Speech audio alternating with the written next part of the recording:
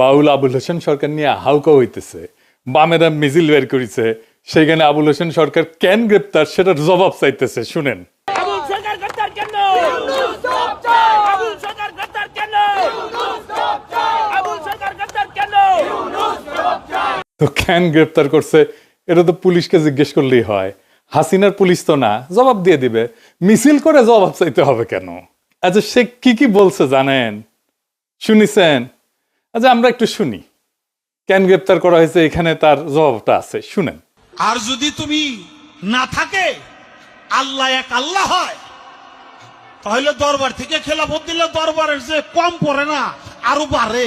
তোমার মতো আরো 10টা 20টা আল্লাহ, 200-400 আল্লাহ যদি আরো বানাই দিতে, তাহলে তোমার আরো দাম বাড়তো। এটা তো তুমি করলে না। এত বুঝো তা তো বুঝো না। আল্লাহর কথার কোনো গোয়া মাথা আমি কিছুই পাই না। মাথা কোনটা গোয়া কোনটা এটা আমি পাই না। কেন পাই না? এই যে একটা কথা বলছে, আওয়ালুমা খালাকুল্লাহে ইশক, প্রথম সৃষ্টি ইশক। আওয়ালুমা খালাকুল্লাহে মিন নূরি, নূর, প্রথম সৃষ্টি নূর। আওয়ালুমা খালাকুল্লাহে আরশ, প্রথম সৃষ্টি আমার আরশ। দেখেন, আওয়ালুমা খালাকুল্লাহে রূহ, প্রথম সৃষ্টি আমার রূহ। কয়টা হয়েছে? এক মুখ হয়েছে, দুই কথা কয়। হ্যাঁ, মুখ কয় না হুক কয়? এক মুখে দুই কথা কইলে হ্যাঁ মুখ থাকে, হ্যাঁ তো মুখ থাকে না, হ্যাঁ তো হুক হয়ে যায়। আল্লাহ যে কইল প্রথম সৃষ্টি আমার ইশক, প্রথম সৃষ্টি আবার কয় আমার আরশ, প্রথম সৃষ্টি আবার কয় নূর, প্রথম সৃষ্টি আবার কয় রূহ। আল্লাহ এক মুখে যে এত কথা কয়, আল্লাহর মুখ কয়টা? খালি কয়টা না, ওটা মুখ না হু। সেটা হইলো একটা দাড়ির মধ্যে 70 জন করে ফেরেশতা। তুমি প্রত্যেকদিন ফেরেশতা গো গুয়া খাইতে ভালাও। শুনেছেন তো?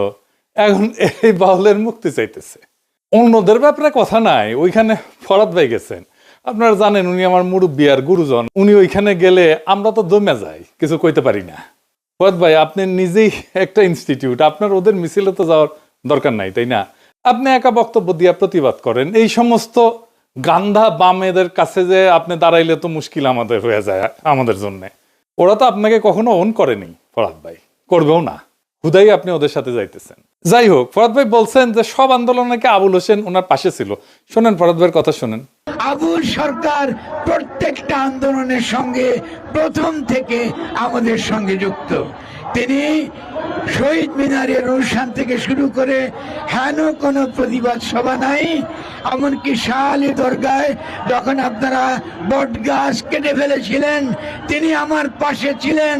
আমরা ফরাদ ভাই আপনার কথা বিশ্বাস করি, কিন্তু আপনার পাশে আপনি ফরাদ ভাই একজন ফ্যাসিবাদের দালালকে, হাসিনা মুজিব পূজারীকে কিভাবে জায়গা দিলেন? সে তো আপনারা স্যাপোটাস করতে আসতেছে। আজ আমরা মুজিব বন্দনার হাসিনা বন্দনা শুনি তার কাছ থেকে। হ্যাঁ, শুনেন। গালি জলদি কইরা যায় তোরা আয়, আয় রে আমার শেখ হাসিনার নাই তোরা আয়, আয় রে আমার শুভ এমপির নাই তোরা আয়। ওই ইতিহাসের রাখাল রাজা, ইতিহাসের রাখাল রাজা বঙ্গবন্ধু।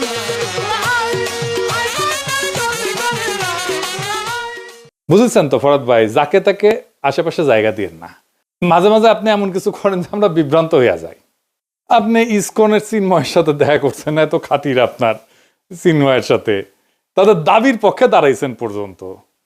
এটা তো আমাদেরকে বিভ্রান্ত করে দেয়। যাই হোক, আমরা তখন বেদনাহত হয়ে শুধু দেখতে থাকি যে ফরাদ ভাই এটা কি করতেছে। আপনি মানিকগঞ্জে বাউল সম্মেলনে যাবেন বলছেন, ভালো কথা।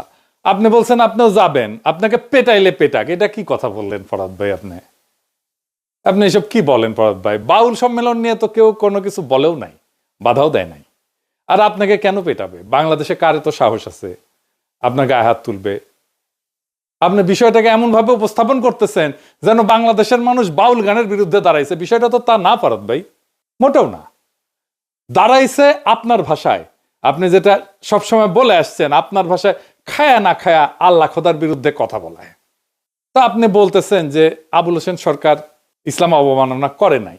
তো তাইলে তো মুরব্বী হিসেবে আপনার বোঝানো উচিত, একটা ভিডিও বানায় লিখে হোক, যে এটা বুঝায় দেওয়া যে এটা ইসলাম ধর্ম অবমাননা না। করেন আপনি, আমরা শুনি, বুঝি, আমরা শিখি, সবাই শিখুক। আপনাকে তো সবাই মুরব্বী মানে। আর যদি আপনার মতে ধর্ম অবমাননা নাই করে, তাইলে আদালতে তো খালাস দিয়ে দিবে, জামিন দিয়ে দিবে। আইনকে বাধা দিচ্ছে কেন রাস্তায় বলেন? এই আবুল হোসেন তো ধান্দাবাজ। মুজিবের বন্দনা করিছে, হাসিনার বন্দনা করিছে, এখন বিএনপির হয়ে ভোট চাচ্ছে। বিএনপির মিটিং এ কিন্তু এগুলো কথা কইছে। ওইখানে দেখেন, সামনে হইল জাতীয় নির্বাচন। আমার আফরোজা খান রিতাফা নমিনেশন পাইছে না ধানের শীষে। সামনে ধানের শীষ প্রতীকে আফরোজা খান রিতাফার জন্য আমি আপনাদের কাছে দোয়া চাই, ভোট ভিক্ষা চাই। দেখেছেন? এবার এডিটর সাহেব এনা শুনে দেন মুজিব বন্দনা। মানে সব আওয়ামী লীগ এখন বিএনপি হয়ে গেছে। গালি জলদি কইরা যায় তোরা আয়, আয় রে আমার শেখ হাসিনার নায় তোরা আয়, আয় রে আমার শুভ এমপির নায় তোরা আয়। ওরে ইতিহাসের রাখাল রাজা, ইতিহাসের রাখাল রাজা বঙ্গবন্ধু আয়, আয় জলদি কইরা তো এই যে বিএনপির প্রোগ্রামে যায় যে সমস্ত কথাবার্তা কইছে, বিএনপির একটা লোক উঠে যায়, তাকে ঠেকাইলো না কেন? বিএনপি তো ওয়াজে যে কার বিরুদ্ধে, বিএনপির বিরুদ্ধে কথা বললে তো একেবারে ওখানে আলেমদের সাথে ঝগড়াঝাটি, গালাগালি এই সমস্ত করে। তো দেখবেন, দু একটা দেখবেন যে বিএনপি যে কি করে ওয়াজের ইয়েতে উঠে, মঞ্চে উঠে আলেমদের সাথে কি করে দেখবেন। তো ওইখানে যে তারা কেন ঠেকায় না দেখেন। আমার কথা তো বলতে দেবেন, তা বলতে না দিলে আমি কি করে বুঝাবো? ফালতু কথা বলি দেন, বলো খবরদার। ল্যাঙ্গুয়েজ সোজা করেন না, সোজা করে দেবো কিন্তু একদম বলেন। ল্যাঙ্গুয়েজ সোজা করে বলেন। আমি বলছি আমার কথা তো বলতে দেবেন। ল্যাঙ্গুয়েজ সোজা করে দেবো কিন্তু একদম। বিয়াদব লোক কম না গাত ভগর ভগর করতে জানি, খাবার দেবো একটা চোখ মুখ বাসটা করে দেবো কিন্তু একদম। আমি প্রশ্ন করলাম যে একজন লোক বলছে আলহামদুলিল্লাহ নামাজ পড় না, শুরু না বললে নামাজ হবে না, ফালতু ভাবতেছি। আমি বলছি আমার উত্তরটা তো দিতে। উত্তরটা তো দিতে। একদম বাস্ত করে দেবো সব একদম। তো আবুল হোসেন বলতেছে মাজার ভাঙের বিরুদ্ধে বলতেছে, তাই না? শুনান তো একটু আরেকবার। এমনি তো 200-র উপরে মাজার ভেঙে ফেলাইছে, আপনারা জানেন তো। 200-র উপরে বাংলাদেশে মাজার ভেঙে ফেলাইছে।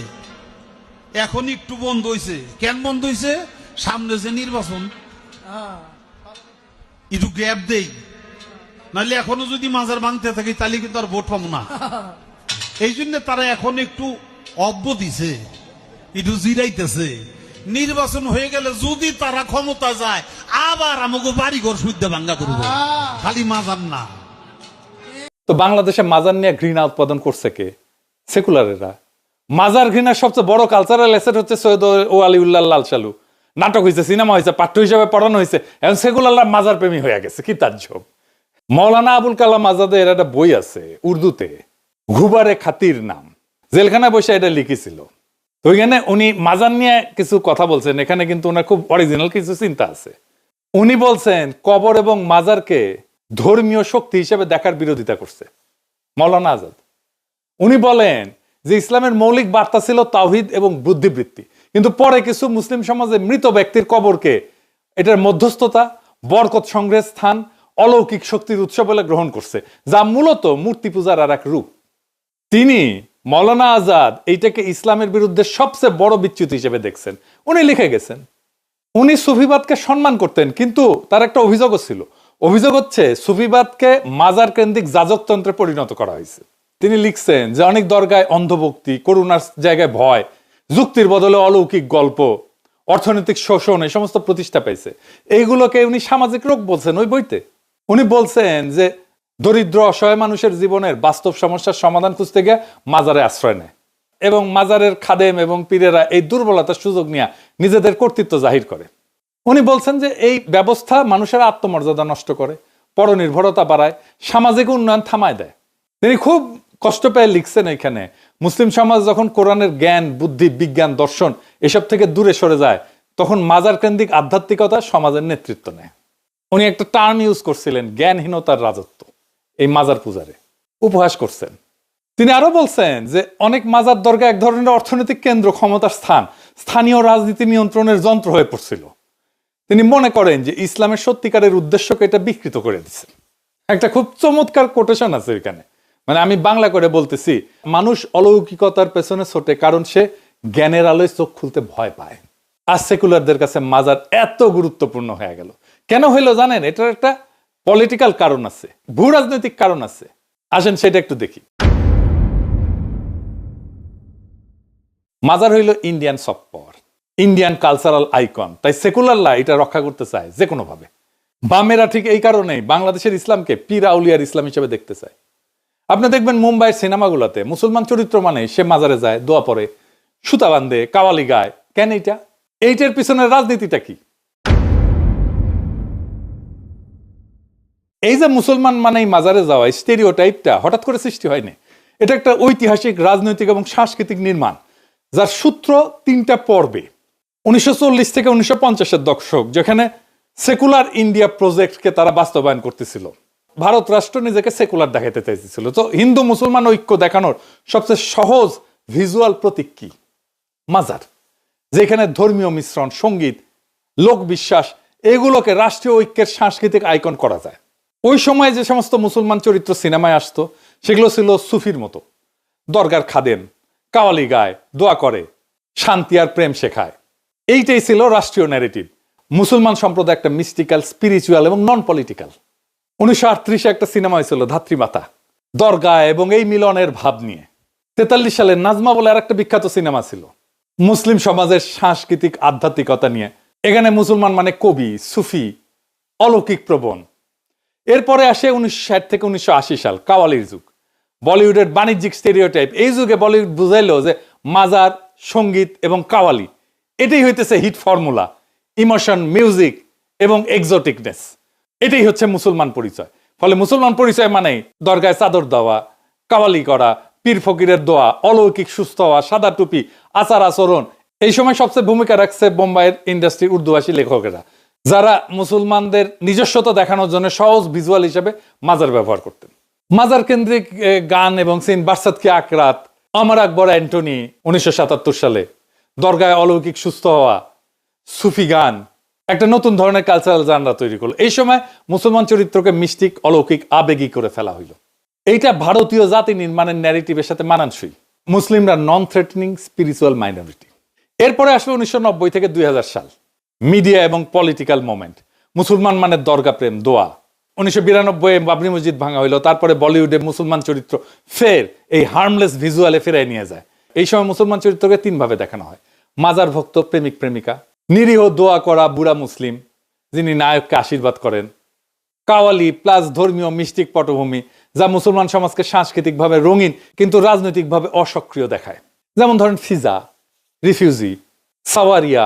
এইখানে যে মুসলিম ভিজুয়াল পুরোপুরি মাজার থিমড।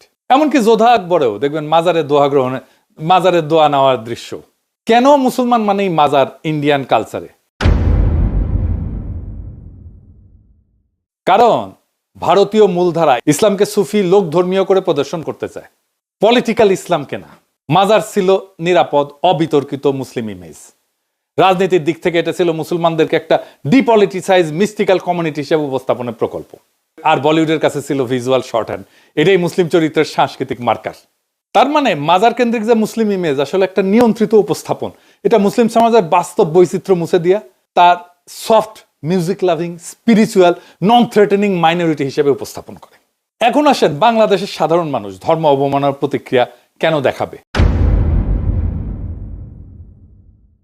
বাংলাদেশের সাধারণ মানুষ ধর্ম অবমাননার প্রতিক্রিয়া দেখাবে কেন জানেন? এটার একটা গভীর রাজনৈতিক, সাংস্কৃতিক কারণ আছে এবং অর্থনৈতিক কারণ আছে। বাংলাদেশ একটা দরিদ্র রাষ্ট্র। এই রাষ্ট্রের বেশিরভাগ নাগরিক দরিদ্র। তাদের জীবনে কোনো স্বপ্ন নাই, কোনো সার্থকতা নাই। সন্তানকে ভালো মতো খাওয়াইতে পারে না, অসুখে চিকিৎসা পায় না, শৈশবে শিক্ষা পায় না, যৌবনে কাজ পায় না, উৎসবে আনন্দ করতে পারে না। এদের জীবনে তো কোনো হাসি নাই, কান্নাও গেছে শুকায়। এদের একটাই সম্পদ, একটাই স্বপ্ন, যদি পরকালে খোদা তাআলার দয়া হয় তাহলে হয়তো বেহেশতে ঢুকতে পারবে। এই জন্যই বাচ্চাকে মাদ্রাসায় দেয়। সে জানে একজন আলেমের সুপারিশ খোদা তাআলা শোনেন। তার একটা ইহকাল আপনারা দিতে পারেন নাই, তার পরকালের স্বপ্ন আপনি কায়দা নিতে চান কোন অধিকারে, কোন সাহসে? সারাক্ষণ খোঁচান আপনার প্রগতিশীলতার কুরকুরানি দিয়া। আপনি তো আপনার সেকুলার দর্শনে বলেন প্রাইভেট স্পেসে ধর্ম পালন করতে, তো আপনার অধর্ম আপনার ধর্ম বিশ্বাস আপনি প্রাইভেট স্পেসে করেন, যা খুশি করেন। পাবলিক স্পেসে এসে আপনি মানুষের ধর্ম নিয়ে কুরকুরে দেখান কেন? আপনি তো আগে খোঁচান, তারপরে ওরা প্রতিক্রিয়া দেখায়। খোঁচানো বন্ধ করেন, প্রতিক্রিয়া বন্ধ হয়ে যাবে। বাংলাদেশ যে মুসলমান সংখ্যাগরিষ্ঠের দেশ, এটা তো তার অপরাধ না, এটা তার বৈশিষ্ট্য। এই বৈশিষ্ট্য তো আপনাকে বিবেচনা করতে হবে। আপনার রাজনীতি, আপনার সমাজ নির্মাণে আপনাকে এটা বিবেচনা করবেন না আপনি? আশ্চর্য ব্যাপার। আপনার তো ইউরোপে আসলে তো ক্রিসমাস দেখলে, ক্রিসমাস ট্রি দেখলে, ক্রিসমাসের সাজানো দেখলে আপনার তো গা চুলকায় না। কিন্তু বাংলাদেশে আপনার কোরবানি নিয়ে চুলকানি কেন?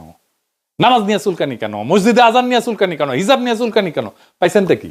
এত চুলকানি থাকলে ইউরোপে চলে আসেন, নয়তো ইন্ডিয়া চলে যান। আদর করে ইন্ডিয়ায় রেখে দিবে। বাংলাদেশে পড়ে আছেন কেন রে ভাই? আপনিও শান্তি পান, বাংলাদেশে মানুষের শান্তি পাক। অশান্তির মধ্যে থাকার কোনো দরকার আছে?